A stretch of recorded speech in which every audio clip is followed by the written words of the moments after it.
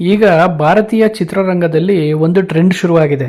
ಅಂದರೆ 80ರ ದಶಕದ ಸಿನಿಮಾಗಳು ಮಾಡ್ತೀವಿ ನಾವು, 60ರ ದಶಕದ ಸಿನಿಮಾಗಳು ಮಾಡ್ತೀವಿ ಅಂತಂದ್ಬಿಟ್ಟು ಎಷ್ಟೋ ಸಿನಿಮಾಗಳು ಬರ್ತಿದೆ, ಎಲ್ಲ ಭಾಷೆಯಲ್ಲೂ ಬರ್ತಿದೆ. ಅದರಲ್ಲೂ ಕನ್ನಡದಲ್ಲಿ ನೀವು ಸಹ ಇತ್ತೀಚೆಗೆ ಸುಮಾರು ಸಿನಿಮಾಗಳು ನೋಡಿದ್ದೀರ. ಪ್ಯಾನ್ ಇಂಡಿಯಾ ಸಿನಿಮಾಗಳು ಮಾಡ್ತೀವಿ ನಾವು ಅಂತಲೂ ಸಹ ಸಿನಿಮಾನ ಪ್ರಮೋಟ್ ಮಾಡಿ ಎಲ್ಲ ಭಾಷೆಯಲ್ಲೂ ಸಹ ಮಾಡ್ತಿದ್ದಾರೆ. ಬಟ್ ಏನು ಅಂತಂದರೆ ಇವತ್ತು ನಾನು ಹೇಳಕ್ಕೆ ಬಂದಿರೋಂಥ ಸಿನಿಮಾ ಬಂದು ಬ್ರಹ್ಮಯುಗಂ. ಇದು ಮಲಯಾಳಂ ಸಿನಿಮಾ. ಇದು ಎಲ್ಲ ಭಾಷೆಯಲ್ಲೂ ಸಹ ಡಬ್ ಆಗಿರೋಂಥ ಸಿನಿಮಾ.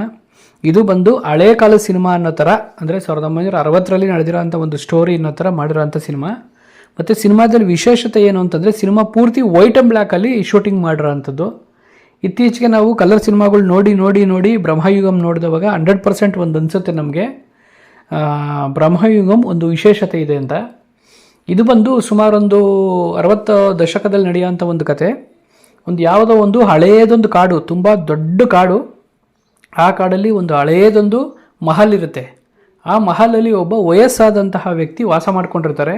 ಆ ವ್ಯಕ್ತಿಗೆ ಅಡುಗೆ ಮಾಡಿಡೋದಕ್ಕೆ ಅಂತಂದ್ಬಿಟ್ಟು ಇನ್ನೊಬ್ಬ ವ್ಯಕ್ತಿ ಬಂದು ಅವ್ರ ಜೊತೆ ಇರ್ತಾನೆ. ಅಲ್ಲಿಗೆ ನಮ್ಮ ಸಿನಿಮಾದ ಹೀರೋ, ಆ್ಯಕ್ಚುಲಿ ಅಲ್ಲಿ ಇರೋದು ಸಿನಿಮಾದಲ್ಲಿ 4-5 ಜನ ಅಷ್ಟೇ. ಇಡೀ ಸಿನಿಮಾದಲ್ಲಿ ಸ್ಟೋರಿ ನಡೆಯೋದು ಕಾಡಲ್ಲಿ ಮತ್ತು ಮಹಲಲ್ಲಿ. ಈ ಸಿನಿಮಾದಲ್ಲಿ ಇರೋದು ಒಟ್ಟು ಸುಮಾರು 4-5 ಜನ ಮಾತ್ರ ಪಾತ್ರಧಾರಿಗಳಾಗಿ ಈ ಸಿನಿಮಾದಲ್ಲಿ ಕಾರ್ಯನಿರ್ವಹಿಸಿದ್ದಾರೆ. ಅದರಲ್ಲಿ ಆ ಮಹಲ್ಗೆ ಒಬ್ಬ ವ್ಯಕ್ತಿ ಬರ್ತಾನೆ. ಬಂದವಾಗ ಅಲ್ಲಿ ಆ ಒಂದು ಮನೆಯ ಯಜಮಾನ ಇರ್ತಾನಲ್ಲ, ವಯಸ್ಸಾಗಿರುವಂತಹ ವ್ಯಕ್ತಿ ಇರ್ತಾನಲ್ಲ ಮಹಲಲ್ಲಿ, ಆ ವ್ಯಕ್ತಿಯ ಪರಿಚಯ ಆಗುತ್ತೆ. ಈ ಹೋದಂತಹ ವ್ಯಕ್ತಿ ಒಬ್ಬ ಅತಿಥಿಯಾಗಿ ಹೋಗಿರ್ತಾನೆ. ಬಟ್ ಆ ವ್ಯಕ್ತಿ ಹತ್ರ ತಗಲಾಕೋತಾನೆ. ಆ ಮಹಲ್ ಯಾರೇ ಹೋಗಲಿ, ಮಹಲಿಂದ ಈಚೆ ಯಾರೂ ಸಹ ಬರೋದಕ್ಕಾಗಲ್ಲ ಅಂತ ಒಂದು ಬ್ರಹ್ಮಾಂಡ ಅಂತಲೇ ಹೇಳ್ಬೋದು. ಅದು ಸಿನಿಮಾನ ತುಂಬ ಚೆನ್ನಾಗಿ ಒಳ್ಳೆ ಚಿತ್ರಕಥೆ ಮಾಡಿ ತೆಗೆದಿರೋಂಥ ಸಿನಿಮಾ. ಇಡೀ ಸಿನಿಮಾ ಪೂರ್ತಿ ಕಾಡು ಒಂದು 10 ನಿಮಿಷ ಬಿಟ್ಟರೆ ಇಡೀ ಸಿನಿಮಾ ಪೂರ್ತಿ ಮಹಲ್ ಒಳಗೇನೆ ತೋರಿಸ್ತಾರೆ. ಬಟ್ ಒಂದು ಸೀನು ಸಹ ಎಲ್ಲೂ ಬೇಜಾರಾಗದೆ ತೆಗೆದಿರೋಂಥ ಸಿನಿಮಾ. ನೆಕ್ಸ್ಟ್ ಸೀನ್ ಏನಾಗುತ್ತೆ ಅಂತ ಕುತೂಹಲ ಜಾಸ್ತಿ ಇರುತ್ತೆ. ಆ ಸಿನಿಮಾದಲ್ಲಿ ಆ ವ್ಯಕ್ತಿ ಸಿಕ್ಕಾಕೊಂಡಾದಮೇಲೆ ಯಾವ ರೀತಿ ಹೊರಗೆ ಬರ್ತಾನೆ ಅನ್ನೋದು ಚಿತ್ರದ ಕತೆ. ಮತ್ತು ಅಲ್ಲಿ ಯಾರು ಅಡುಗೆ ಮಾಡ್ಕೊಂಡಿರ್ತಾನೆ ಅವನು ಸಹ ಬೇಕು ಅಂತ ಹೋಗಿ ಸಿಕ್ಕಾಕೊಂಡಿರಲ್ಲ. ಅಲ್ಲಿ ಮನೇಲಿರೋಂಥ ಯಜಮಾನ ಏನಿದ್ದಾನೆ ಅವನ ವಿರುದ್ಧ ದ್ವೇಷ ತೀರಿಸ್ಕೋಬೇಕು ಅನ್ನೋ ಉದ್ದೇಶದಿಂದ ಹೋಗಿ ಸಿಕ್ಕಾಕೊಂಡಿರ್ತಾನೆ. ಈ 3 ಜನಗಳ ಮಧ್ಯೆ ನಡೆಯುವಂತಹ ಒಂದು ಸ್ಟೋರಿ ಇದು. ಈ ಮಹಲ್ ಒಳಗಡೆ ಹೋಗಿ ಒಬ್ಬ ವ್ಯಕ್ತಿಯನ್ನು ಸಿಕ್ಕಾಕೋತಾನೆ ಅಂತ ಹೇಳಿದೆ. ಆ ವ್ಯಕ್ತಿ ಫ್ರೆಂಡ್ ಒಬ್ಬ ಇರ್ತಾನೆ, ಅದೊಂದು ಪಾತ್ರಧಾರಿ. ಮತ್ತು ಈ ಒಂದು ಸಿನಿಮಾದಲ್ಲಿ ಒಬ್ಬ ಮಹಿಳೆ ಒಂದು ಪಾತ್ರ ಮಾಡಿದ್ದಾಳೆ. ಅಂದರೆ ಆ ಮಹಲ್ನ ಮಾಲೀಕ ಏನಿರ್ತಾನೆ, ಆ ಯಜಮಾನ ಏನಿರ್ತಾನೆ, ಅವನ ಪ್ರೇಯಸಿ ಪಾತ್ರ ಒಬ್ಬನು ಮಾಡಿರ್ತಾಳೆ. ಈ ಒಟ್ಟು 5 ಜನ ಮಾಡಿರೋಂಥ ಒಂದು ಸಿನಿಮಾ ಇದು.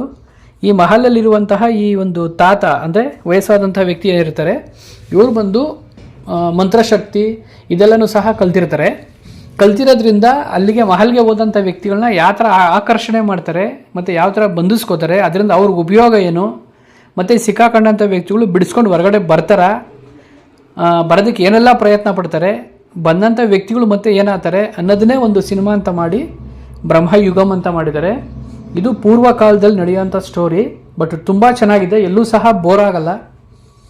ಪ್ರತಿಯೊಬ್ಬರು ನೋಡಲೇಬೇಕಾದಂತಹ ಸಿನಿಮಾ ಅಂತ ಹೇಳ್ಬೋದು. ಈಗಿನ ಕಾಲದಲ್ಲೂ ಸಹ ಈ ಥರ ಹಳೆ ಸಿನಿಮಾಗಳು ತೆಗೆಯೋದು, ಹಳೆ ಕಥೆಗಳು ತೊಗೊಳ್ಳೋದು, ಇವಾಗೆಲ್ಲನೂ ಸಹ ಜನಗಳಿಗೆ ಏನಾಗಿದೆ ಅಂತಂದರೆ ಒಳ್ಳೆ ಡ್ಯಾನ್ಸ್ ಬೇಕು, ಒಳ್ಳೆ ಫೈಟ್ ಬೇಕು, ಒಂದು ಥ್ರಿಲ್ಲಿಂಗ್ ಇರಬೇಕು, ಆ ಥರ ಯೋಚನೆ ಮಾಡ್ತೀವಿ. ಬಟ್ ಇದರಲ್ಲಿ ಕತೆ ಇರೋದು ತುಂಬಾ ಕಡಿಮೆ ಆದರೂ ಸಹ ಅಲ್ಲಿ ಬರುವಂತಹ ಸಂಭಾಷಣೆಗಳು ನೆಕ್ಸ್ಟ್ ಸೀನ್ ಏನಾಗುತ್ತೆ ಅಂತ ಪ್ರತಿಯೊಬ್ಬರು ಸಹ ವೆಯ್ಟ್ ಮಾಡಬೇಕು. ಆ ಥರ ಸಿನಿಮಾನ ತೆಗೆದಿದ್ದಾರೆ. ಎಲ್ಲೂ ಸಹ ಸಿನಿಮಾ ಬೋರ್ ಆಗಲ್ಲ. ಮತ್ತು ಬೋರ್ ಆಗ್ತಿದೆ, ನೋಡೋದು ಬೇಡಪ್ಪ ಅಂತ ಎಲ್ಲೂ ಸಹ ಅನ್ಸೋದೇ ಇಲ್ಲ. ಅಷ್ಟು ಚೆನ್ನಾಗಿ ಸಿನಿಮಾ ಮಾಡಿದ್ದಾರೆ. ಮತ್ತು ಸಿನಿಮಾದಲ್ಲಿ ಹಾಡುಗಳು, ಹೇಳ್ಕೊಳ್ಳೋಂಥ ಹಾಡುಗಳು ದೊಡ್ಡ ಹಾಡುಗಳೇನಿಲ್ಲ. ಒಂದು ಹಳೆಯ ಕಾಡು, ಅಂದರೆ ಸತತವಾಗಿ ಮಳೆ ಬೀಳ್ತಾನೆ ಇದ್ರೂ ಸಹ ಹಸಿರು ಕಾಣೋದೇ ಇಲ್ಲ ನಮಗೆ ಅಂಥ ಕಾಡು. ಮತ್ತು ಒಂದು ಹಳೆಯ ಮಹಲು, ಅದನ್ನು ಯಾರು ಕ್ಲೀನ್ ಮಾಡೋರು ಇಲ್ಲ, ಯಾರು ನೋಡ್ಕೊಳ್ಳೋರಿಲ್ಲ ಅಂಥದ್ದು. ಆ ಥರದ್ದು ತುಂಬಾ ಚೆನ್ನಾಗಿದೆ ಸಿನಿಮಾ. ಪ್ರತಿಯೊಬ್ಬರು ಸಹ ಹೋಗಿ ನೋಡೋಂಥ ಸಿನಿಮಾ ಅಂತಲೇ ಹೇಳ್ಬೋದು. Thank you.